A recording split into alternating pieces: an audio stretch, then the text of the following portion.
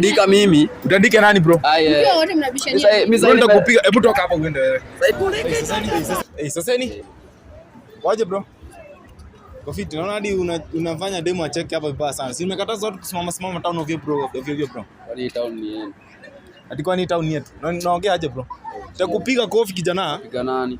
Nitakuuma. Mimi unauma nani? Nitakutandika, ona niambie vitu gani wewe. Utandike nani? Mimi utandike.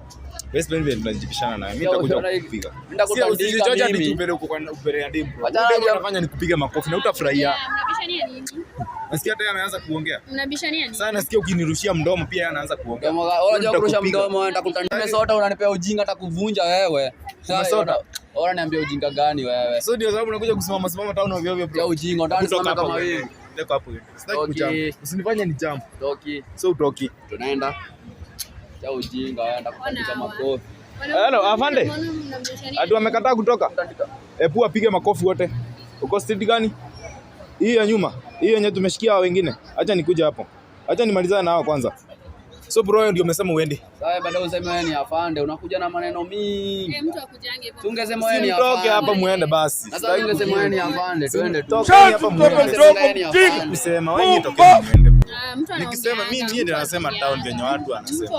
Wewe tokeni hapa. Hata ungegonga. Na by the way. Mimi ni afande. Tokeni hapa. Sasa unakuja tu acha ujinga utatandikwa wewe, acha ujinga wewe. Matandika hata afande. Ai, wewe mimi sina kwambia